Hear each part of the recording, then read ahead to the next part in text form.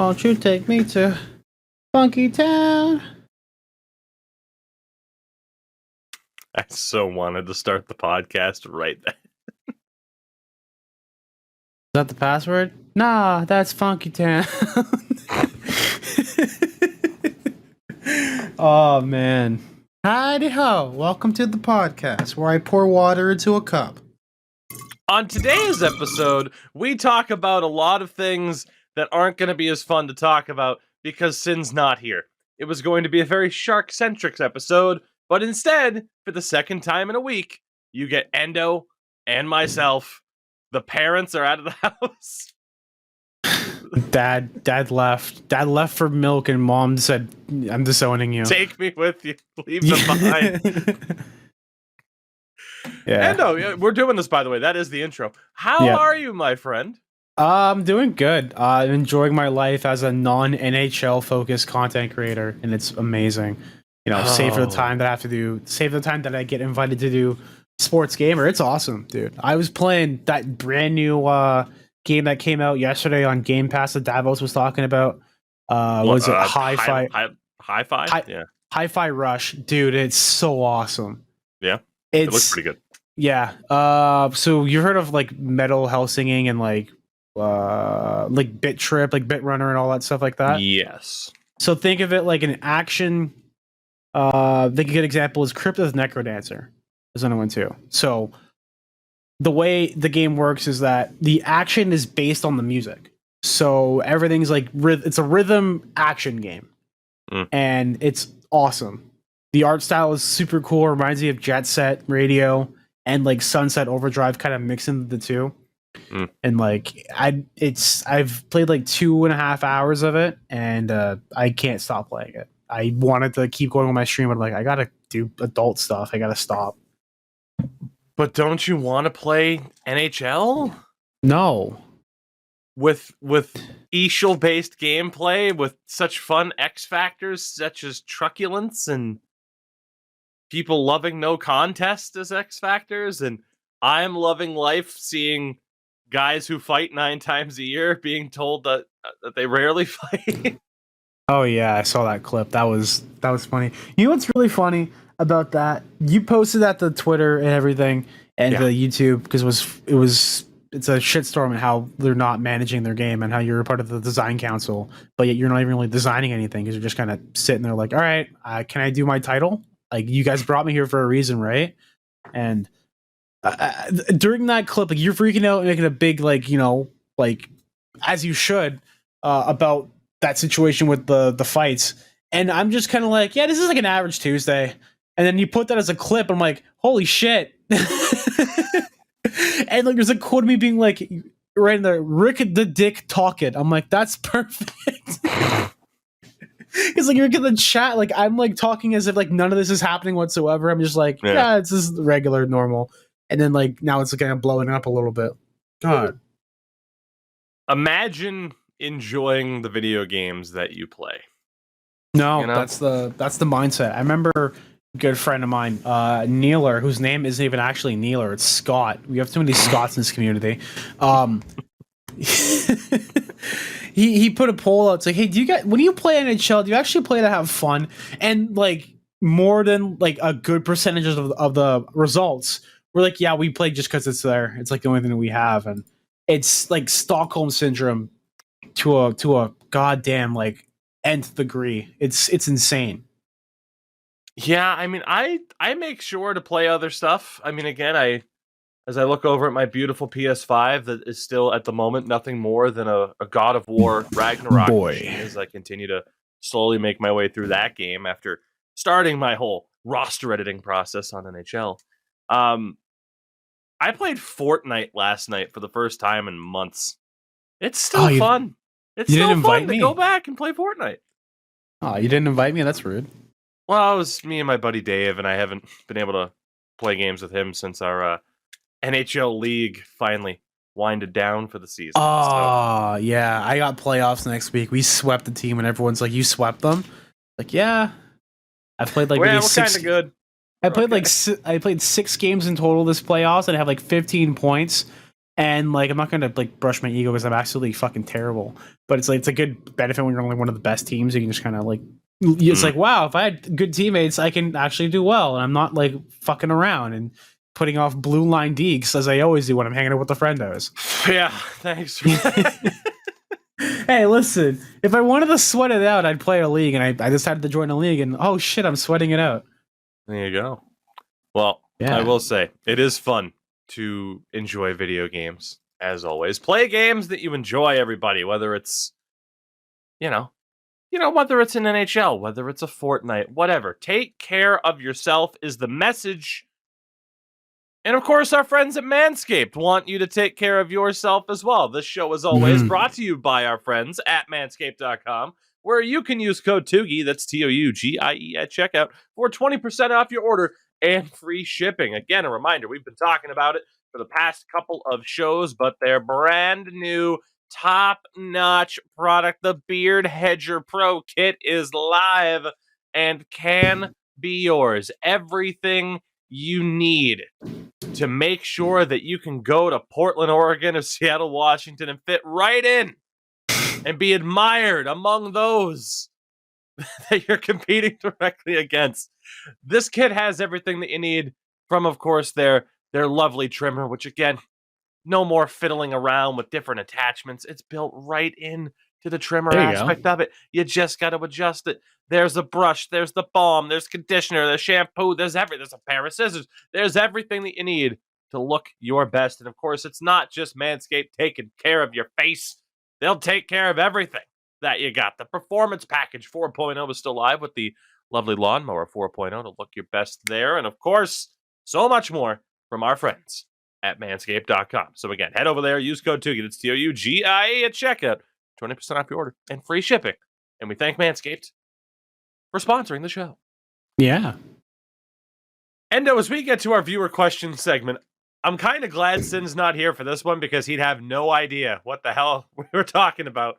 But for those of you that listened to the last show that Endo and I did by ourselves, he read the question. You might just know what we're referring to here. So our first viewer question, and of course a reminder as well, link to the Discord is in the description, whether or not you're watching this on YouTube or listening on your audio platform of choice. Join up on the Discord, leave some questions like these fine people did. And we start off with Young Burrito. Based off of our mascot question last Thursday. Why do I want to... Fuck, marry, kill. Gritty. The baseball tree frog mascot that we discovered last week, whose name is apparently Webley, or the baseball pickle mascot, Dylan the Pickle. Oh man, that's a wild question. So I don't like facial hair on my myself or another partner, so I'm not gonna fuck Gritty because that's just a hairball waiting to happen. So I will kill Webby the Frog as looks like a goddamn reptilian. I will marry Gritty and I will fuck the pickle. I mean, you've already seen what he's rocking with, right? Exactly. He's got the advantage. I'm going Dutch, baby. I'm going Dutch. Oh my god. I mean, it's tough, right? He has a built-in advantage. You already know what he's rolling with. The others, it's a mystery. You just don't know. Yeah, and maybe Gritty, that's the excitement of it. With Gritty, you have to find it, throw that fucking hair. You have to comb through. Yeah, use the Manscaped comb to provide you with the beard trimmer, and just kind of like part the C's. God, you might get lost in there. Well, I'm glad. Okay, so if that's the conversation about Gritty, then it's tough, right? Because you have that set of circumstances where it's like, well, I won't kill you, but you need to use code Tougie at manscaped.com. Exactly. You gotta take care of yourself. And would he be willing to do that? Who's to say? Who's to say? If you want to, you just want to keep going as you've been going, Gritty, then who am I? Why you shouldn't have to change for me. Yeah. So for that reason, I'm fucking killing you.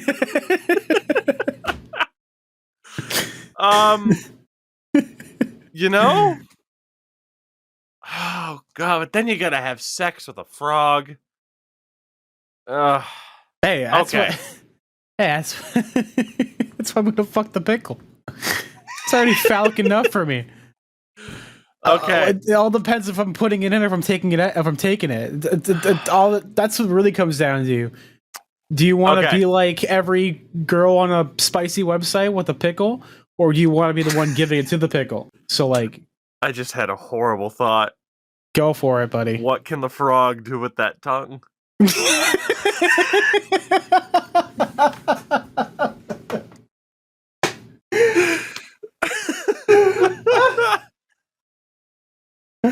Oh, my first thought was fucking Yoshi when he's a dinosaur. Just wow. You gotta like punch him in the back of the head to make him do it too. It's a bit weird. Let's go, Yoshi. Oh man. Oh god. It's a Thursday. In case you wanted to know what this show would be like if Sin was never here. Yeah. Good thing we brought him on. Was it 3 episodes of me? And you're like, yeah, we need to balance this out. Then Sin came on. It's like, perfect. Yeah. God.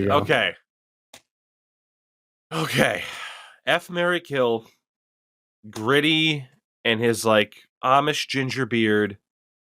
Also, another thing about Gritty. Does his his guards have to be in the room and stay there? Because he has because it's Gritty and his 2 like assistants, the guys in the suits. They're is this like a package deal? Do you have to get all 3? Can I have one and not settle through the expansion pack? Like, what's going on here? Kinky. Yeah. And if you kill Gritty, do you then have to kill his security because they'll be upset that you killed him? Maybe it might be like a Dobby is free kind of thing where like Master is giving him a sock. Master is giving Gritty the sock. Oh god, but like but out of the 3, Gritty's the thickest. You know? Yeah. That accounts for something. It does. It accounts for a lot. Yeah. Fuck. This is a tough decision. Are we taking this too seriously? I'd argue we're not taking this seriously enough. I love my BGWs, okay? Big gritty women. Okay. Big Advantages beautiful to Gritty. BBGs. Oh, BBGs!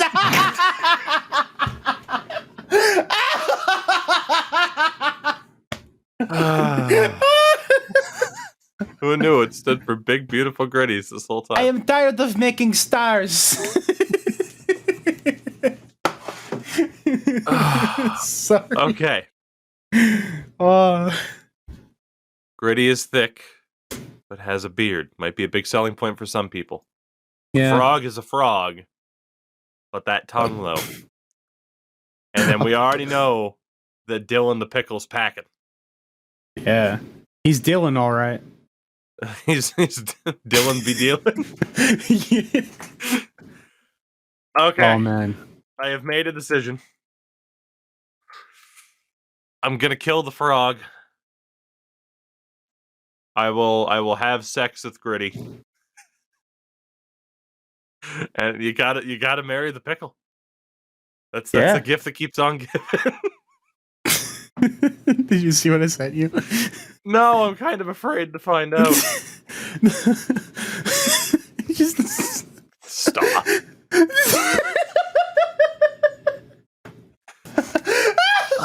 Sorry. That one's staying private. Private. Woo. Shout out to Burrito for one hell of a question. Is the best way that I will sum up the last 5-10 minutes of this show. Holy hell.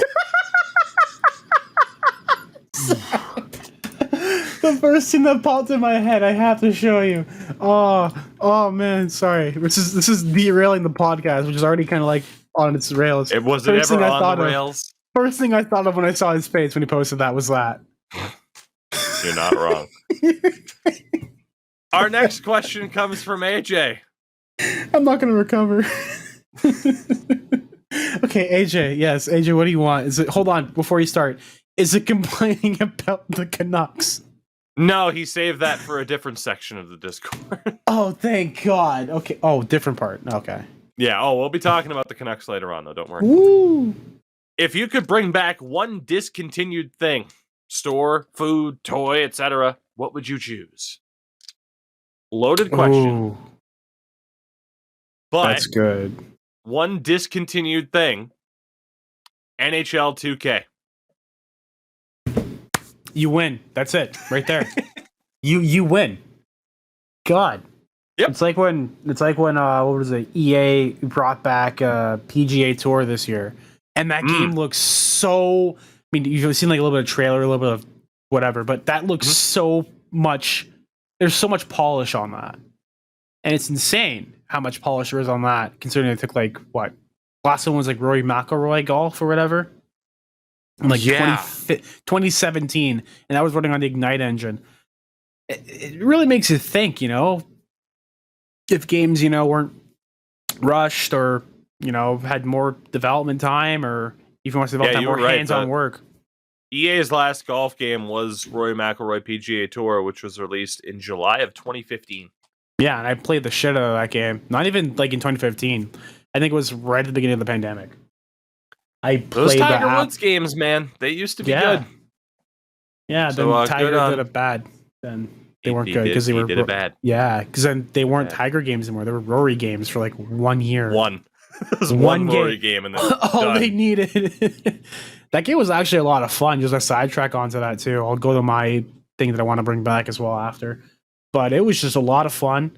They had like the fantasy tracks, the fantasy golf courses where you'd be like in like the Grand Canyon or whatever, just going there. I did not know how to golf or play golf, but I just knew you had to hit like the approach shot for every time you hit the second. Every time you're about to go on the green, just hit the super high curve one and just drop it right into the hole. Perfect. I played on beginner clubs. I mean, it's the way to do it. Yeah, just have fun with it. Kick ass. Just have fun. Real golf is difficult enough. Okay. But a hell of a lot of fun. Yeah, and they have Top Shot. They have Top Shot in the new PGA, not PGA, but the 2K game. Like, I can't even hit a golf club. You think a hockey guy would know how to play golf? No. That's a Happy Gilmore. Yeah. Doesn't quite work out. Yeah. So my place that I bring back, and I think it's being brought back, is so we used to have this place called Zellers. It was basically the equivalent. Are you familiar? The name sounds familiar, like people talked about it and I've heard about it. Yeah, so it's basically the equivalency of, let's say you grab Costco, but like take out all the deals. Because like you had an area to sit down in Zellers, to like grab food, that pizza, hot dogs, and stuff like that. I would say combine it with, say it would be like the Walmart. No, it would be like Target with the food options of Costco. Yeah, that's probably the best way to describe it. Because when Zellers went out of business, Target came over and they tried to, be a thing here in Canada, and then that ultimately failed super hard. It was not popular. Fair enough. I'm going to combine these last two questions since Sin was not able to make it for today's show. Scroopy asked, how bad is my philosophy as a Ducks fan moving into the draft? Tank for Bedard. Don't feel badly at the Picks fan, Tilly. We're not undone if we get Carlson. Can't scare us off from Michkov. And Hawks asked a question for Sin. If by chance the Sharks do not end up with Bedard, I hope they do, who would he like to see the Sharks draft with their first pick? I think Van Tilly. So, in a general sense, for these teams, it's, hey, we're tanking for Bedard, right? In which case the answer is yes. The only California team not tanking for Bedard are the LA Kings. And if you don't get Bedard, are you upset about who else you get? And there's like 6 of the top 10 projected players right now. 6 of them are centers. It might even be 7. Like, it's ridiculous. Like, you have Michkov, Benson, and I think Andrew Cristal right now rounds out the top 10 as wingers. There's no defenders projected to go in the top 10 right now. Yeah, I mean, it pretty much comes down to, for these teams, do your best to tank, and you don't have to be that upset if you don't get Bedard because there's other talent there. Talking about the standings as we always do, because it's kind of ridiculous. By the way, shout out to the Seattle Kraken, who are currently the top team in the Pacific Division. I was 1 year off, damn it. If I projected them to win the division this year instead of last year, I'd look like a goddamn genius. But I was 1 year off. Fucking Nostradamus over here. Fuck me. So now you look like a clown. I do. It sucks. I was right, but just a year off. Anaheim's 31st. San Jose is 28th. Good chances to end up with top 5 lottery odds, in which case, again, you got 3. I don't know if Zach Benson plays center. He's listed as a forward, like a generalized forward on Elite Prospects. Like, you're going to get a damn good forward in the top 5, top 10. That's just how it works. So yeah, if you don't get Connor Bedard, there are still other really highly talented players that are there. So I don't, it's tanking for Bedard, but it's not like teams have to do a better job of not doing what Buffalo did when they missed out on McDavid. Oh my God. Yeah. And immediately from hour 1, it was, Jack Eichel, I guess, but we really wanted Connor Bedard. Like, don't do that. Or I really wanted Connor McDavid, I should say, in that instance. It's like, we didn't get Connor Bedard. I guess we'll take Adam Fantilli. Like, Adam Fantilli has the potential to be awesome. So, be optimistic beyond just, we didn't get the first overall pick. Especially when, and Endo, go ahead, but I was going to say first overall picks in the NHL have been a little bit hit or miss lately. Yeah. I was going to say, do you take, the only winger available option is Michkov. And Michkov isn't even available until 2025-26. So it's like, do you grab him and then take a slow process with your rebuild? Because he's not going to be available for another 3 years. So, basically, for the entirety of your entry year period for this player, you won't be able to use him. He'll be essentially still back in Russia with St. Petersburg. And then, even then, Russia's going to probably try and do something to keep him there even more. Mm-hmm. Just hypothetically speaking, let's be real here. And I don't even think they need to go grab a winger or anything. Maybe grab Braden Yager. I like the way that he's been playing over there in Moose Jaw. And just the way he's been producing. He could possibly slot in at the wing side as well, too. But maybe that's the thing as well, too. You just don't need to grab a center or grab a winger, grab a center who can fit into those spots, who can also be all around. The first 1-2 years of your development in the NHL doesn't necessarily have to be as a center, because you can always fill that role in later and just working as a winger. I can't wait until we're closer to the draft, because I think it's going to be an interesting one. Like you said, for Michkov, he's under contract in the KHL until after the 2025-2026 season. Yep. And then again, there's no guarantees that he comes over. We are about to talk about somebody who was in the KHL, jumped over, and was very successful at an even older age than what Michkov would potentially do. Mm-hmm. I'm excited to see what team goes off the board to take a defender top 10, even though right now on Elite Prospects consolidated ratings, which for those who do not know, it essentially takes the outlets that are out there, that put out their rankings, and consolidates it into one. So you will have your Sportsnets, your TSNs, your NHL Central Scoutings, Dauber Prospects, Hockey News, etc. And for example, Connor Bedard, number 1 on every single one of those, and then some. I think it's only Sportsnet that has Adam Fantilli right now at 3. I think FC Hockey as well, but everyone else is 2, so he's second.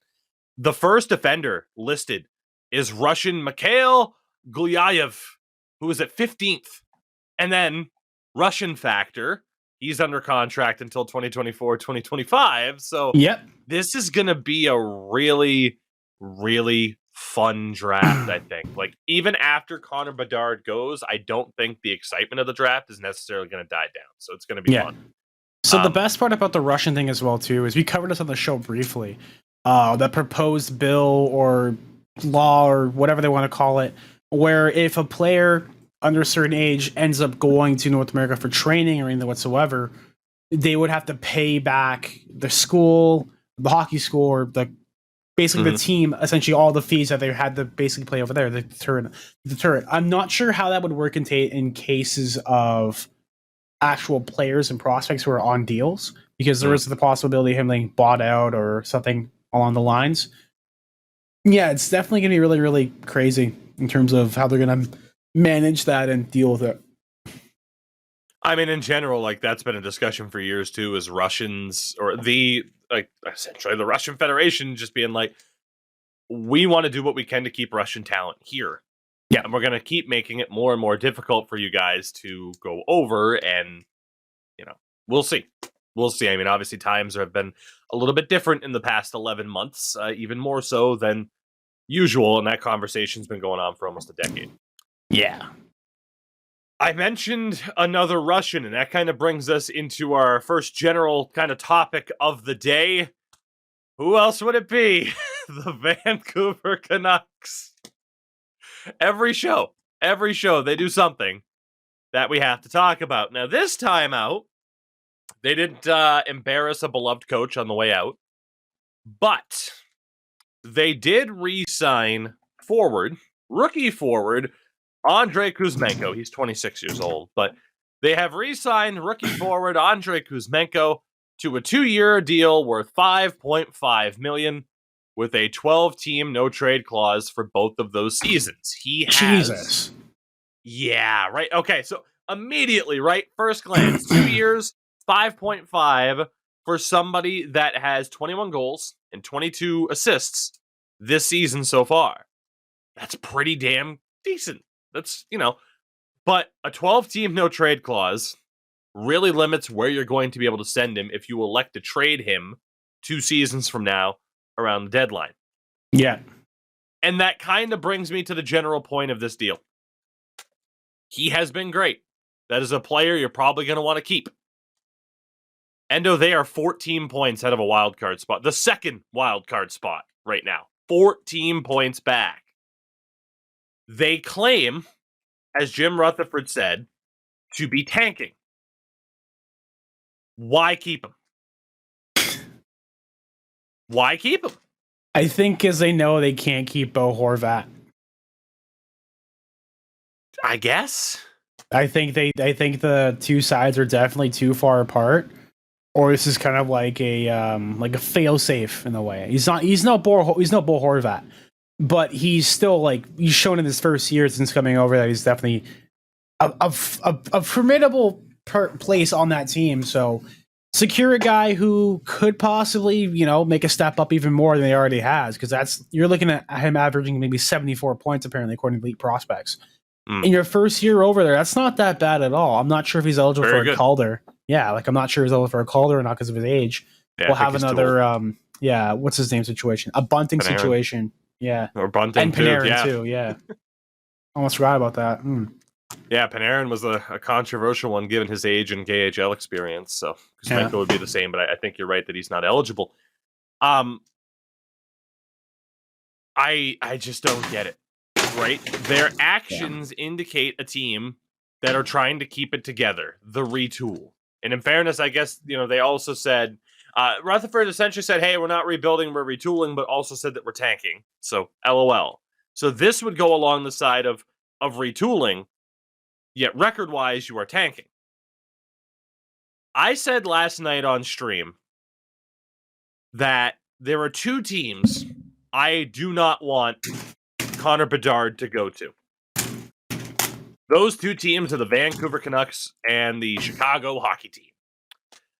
The reason for that is, in terms of ownership, it's tough to think of 2 worse owners in the NHL right now. Don't mean to speak ill of the dead, but let's be honest. Eugene Melnyk would have been in that conversation of, oh God, Bedard's going to play for that guy. Just because of his passing, that doesn't change what we all were saying the day of his passing until we heard. Good guy, bad sports owner. That's the facts here. At least bad management of a sports owner. He saved the team. Complicated legacy, as I said, for Eugene when he passed away. Yep. In terms of owners, I don't think there's anybody else in that category necessarily. I mean, you can call out Boston's owner, Jeremy Jacobs, for some shitty stuff in the past. I will not defend Jeremy Jacobs. But in terms of the meddling ownership of Aquilini for Vancouver, I don't think anybody else can touch him in that regard. And again, I refuse to turn a blind eye to the Wirtz, to Rocky Wirtz in particular. His son apparently had the right attitude, but I refuse to look past the fucking hissy fit he threw when he was asked about, hey, what's the update with like what the organization's doing surrounding everything after what happened with Kyle Beach? We're not talking about that. We're moving on. I refuse to look past that. Other people can. Fuck that guy. It's Chicago and Vancouver, where if they get Connor Bedard, that is a Connor McDavid situation. Before the Oilers got Connor McDavid, all we were talking about with the Oilers is they are a tire fire in terms of the way they are run, and their owner, Daryl Cates, for that matter. Has that changed at all? No. Because we're still talking about this team that can barely make a deep playoff run. We're still talking about their flaws, and it's because the management of the team is like, oh, hey, well, we got Connor McDavid now. We don't really have to change. I think it's the worst thing that could happen to a Chicago, to a Vancouver, for them to get Connor Bedard this year, is because ownership will just, all they'll see is the dollar signs. They will ignore the fundamental issues that people are complaining about, especially with Vancouver right now, because shiny new toy Connor Bedard, come to our game still. Hey, we might even raise ticket prices on you. It's the worst thing that could happen for Connor Bedard, and honestly, for the Vancouver Canucks, for them to get the number one pick this year. I get it. Every single team, and I want Connor Bedard to be a Boston Bruin. It's not going to happen, but you get my point. Vancouver, they're just so fundamentally broken right now. If they claim to be tanking, imagine what you could have gotten for Andrei Kuzmenko right now. He probably would have been able to fetch a hefty return. Maybe not Timo Meier caliber, but if a team misses out on Timo Meier, Andrei Kuzmenko as a winger might be, Tarasenko, but he comes without the injury history of Tarasenko. He would have been a high-value target that you would have been able to fetch a good return for coming up for a very strong draft. Shit, if Ben Sherratt can get a first-round pick last year, Andrei Kuzmenko can fetch a pretty decent price. Imagine if they didn't re-sign JT Miller. Sure, people would be like, oh, attitude issues maybe, whatever. He still would have gotten a pretty return. And if you can't get Bo Horvat, imagine the return for the Canucks in terms of prospects and draft capital for Horvat, Miller, Kuzmenko at this trade deadline. And instead, you keep two and are probably getting rid of Bo Horvat? This team isn't, oh, well, Thatcher Demko's hurt, and if he was here, we'd be a playoff team. You're 14 points out. And, in terms of cap right now, they're actually already locked into paying the forwards more next year than they're already paying this forward core because of the Kuzmenko and Miller contracts, and that's without Bo Horvat signed. Yeah, That's while their defense on paper right now is going to be worth $5 million less. Is that enough to sign Bo Horvat when Ethan Bear, Travis Dermott will be RFAs, Luke Hughes, Kyle Burrows will be UFAs? But they're still paying Oliver Ekman-Larsson $7.3 million for 4 years after this, and Tyler Myers makes $6 million again next year before that deal expires. Yeah, good luck. You've entered a situation where the Leafs are in, but you have none of the talent. Congratulations, Kyle Dubas, most disrespected GM in the league.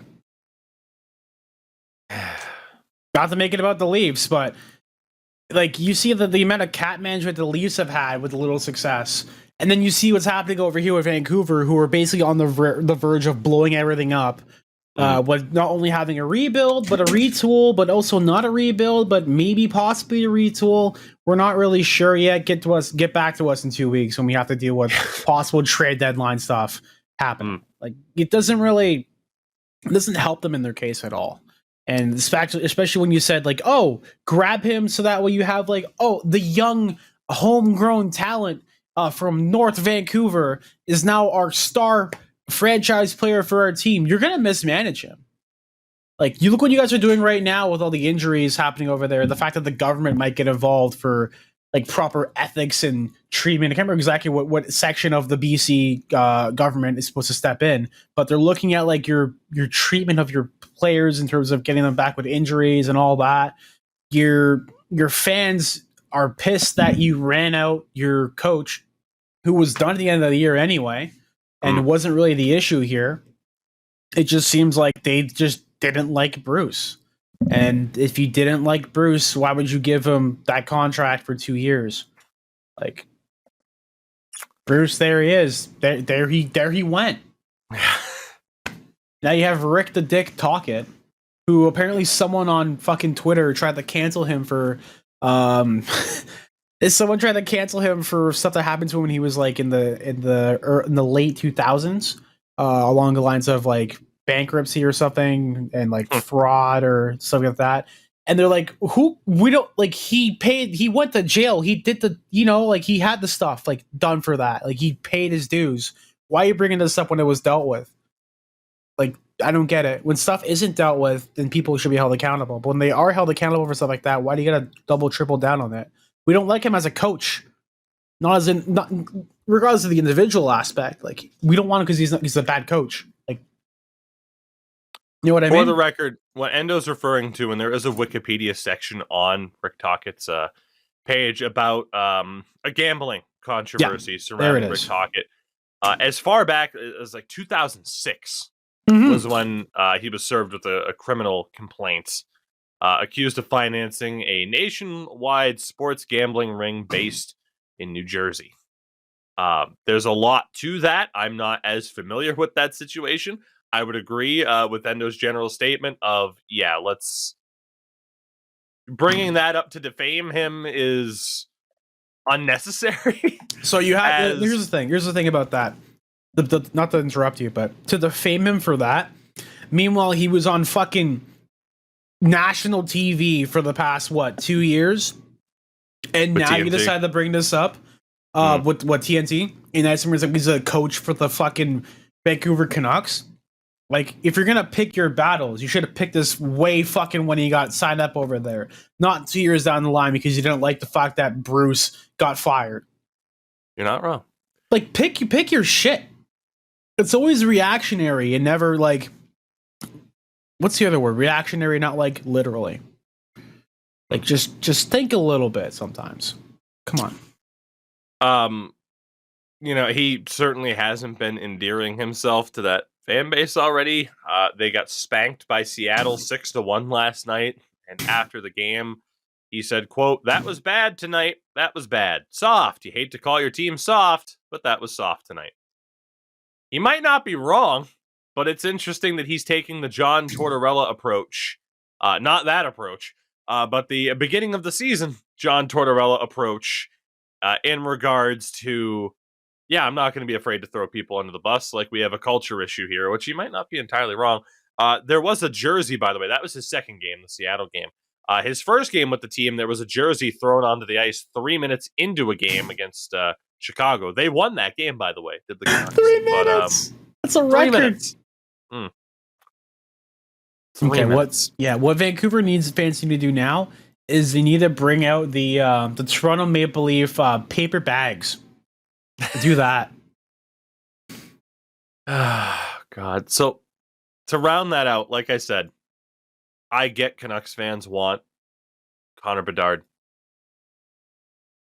And maybe for some, the trade-off to be the new Edmonton Oilers is worth it. I do think the worst thing that could happen to them is to get Connor Bedard right now. You have to hope that there's proper fundamental changes But I also get if people are like, look, there's no freaking way change is happening anyway, so just give us Connor Bedard so we can have some fun. I get that too. So the Vancouver Canucks, holy hell. Holy hell. I can't believe how bad that situation's been. So let's talk about some positives really quickly. Max Pacioretty.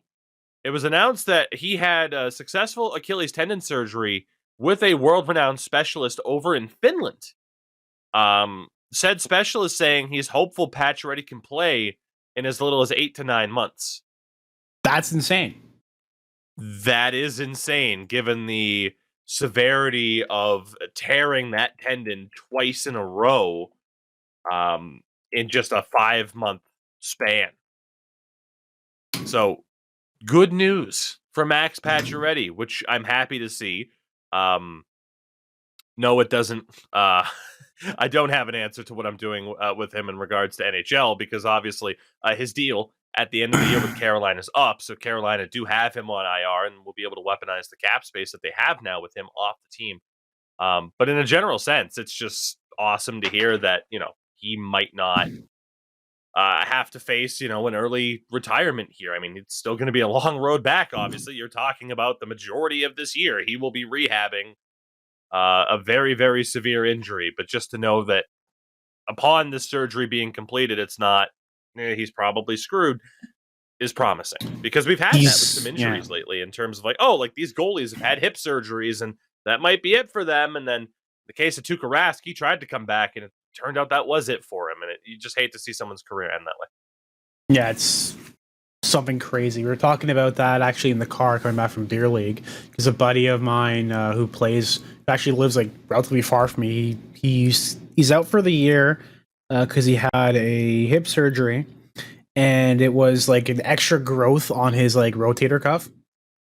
So like the actual ball in the socket. So what happened is there's so much extra work there. I'm using people on the YouTube side. There's so much extra bone on the actual like bone itself. So when it slides in the socket, it gets locked, doesn't like extend the motion as much.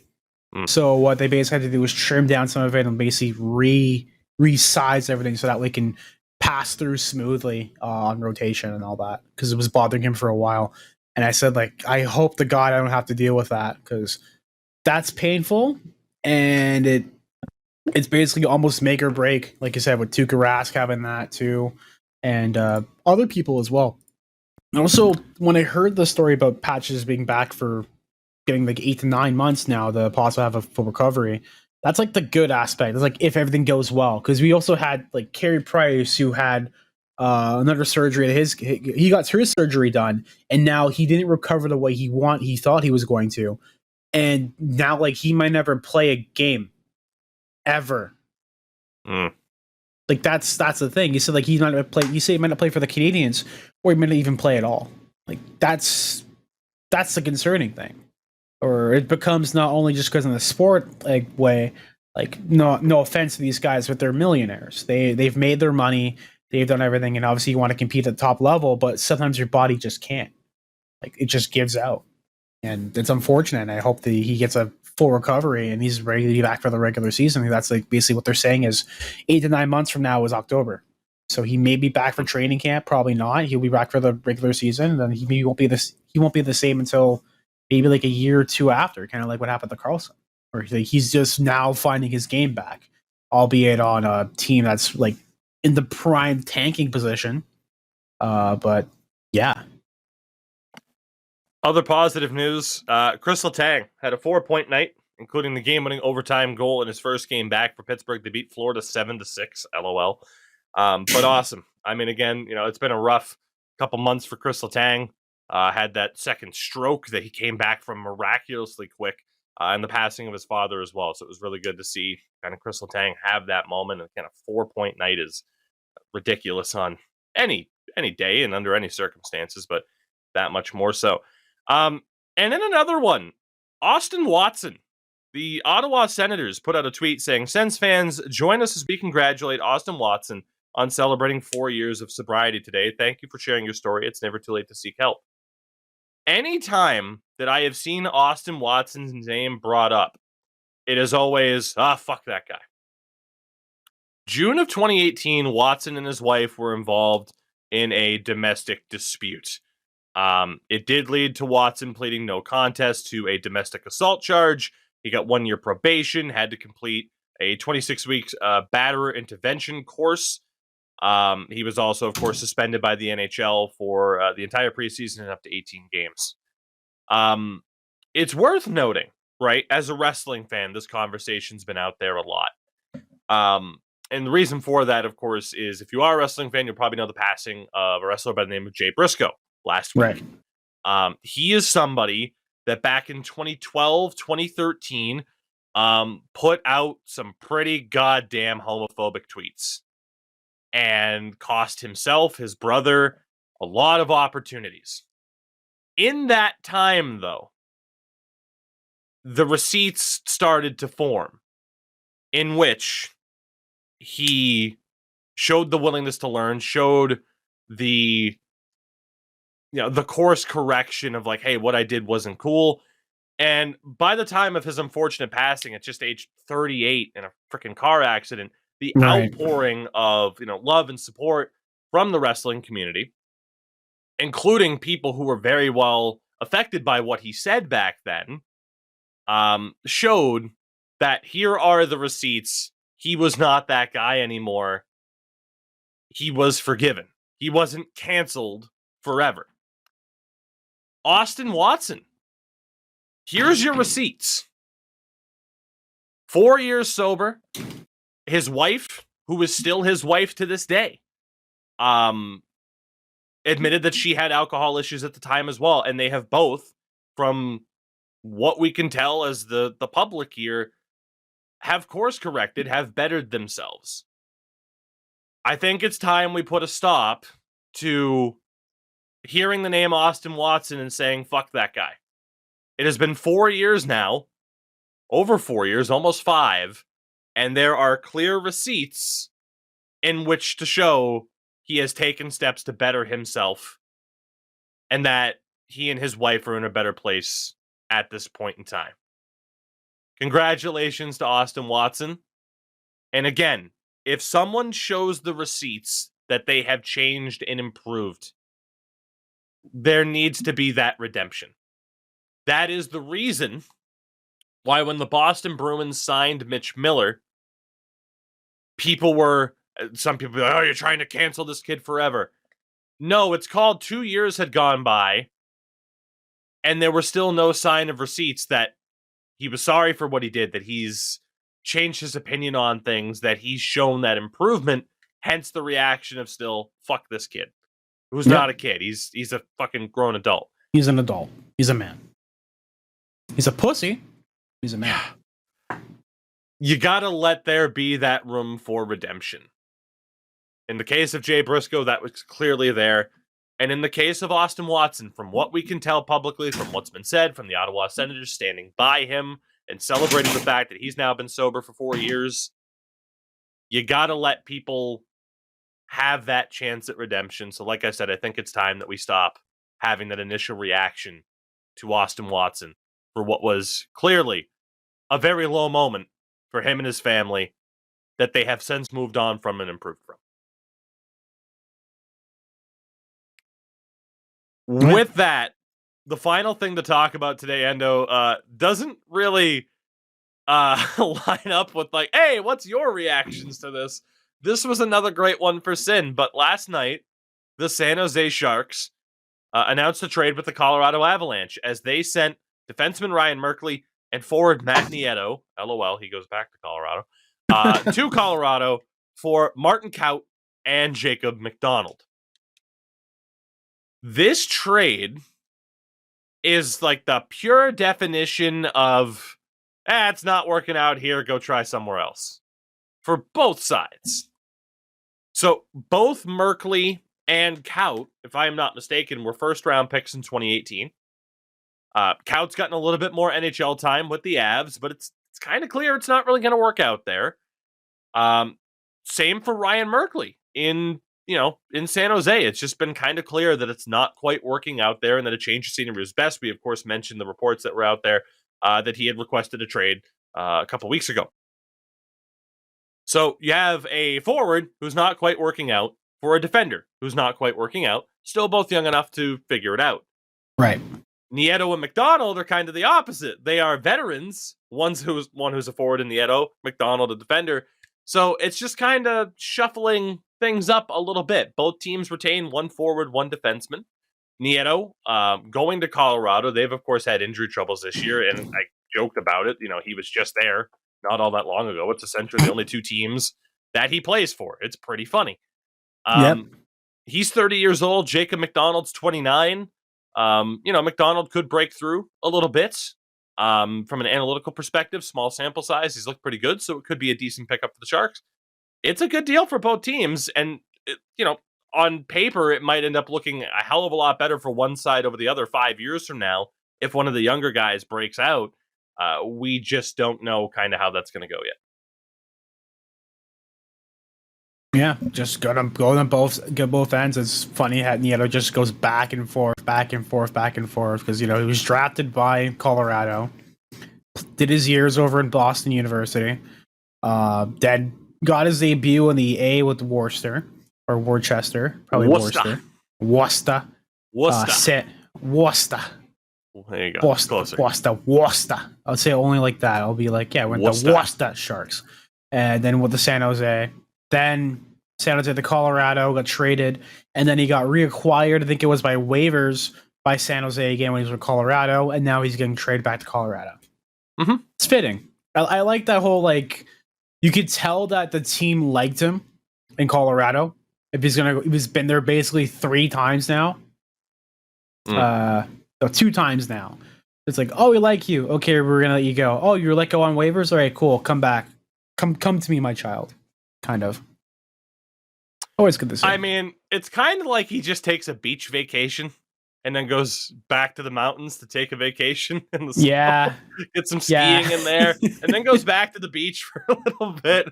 Like Matt Nieto's living the life. He doesn't care, man. He's making what, $850K right now. So he's on almost a league minimum deal. He's just riding it out. He's got what, 15 points in 45 games on San Jose. That's pretty good. It's decent. To a fault, that is pretty good. His highest scoring season right there was let me see. I think it was with San Jose back in 14-15 when they had right before they had the cup run. So pretty good there. And then with Colorado, he had 26 to 74 games. So I feel like he'd be a good way to line up the back 6, the bottom 6 over in Colorado. And then when they're injured, everyone comes back from injury, just drop on waivers again, and he ends up back in San Jose.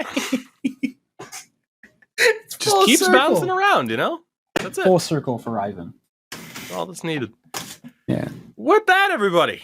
Looks like we're going to wind things down. Again, kind of a shame Sin wasn't here when there were so many kind of San Jose-centric things. But again, we'll have plenty of time to talk about the Sharks over the next, kind of month and a half leading up to the deadline as well. Again, the deadline, I believe, was March 3rd of this year, in which we should have a show the day before.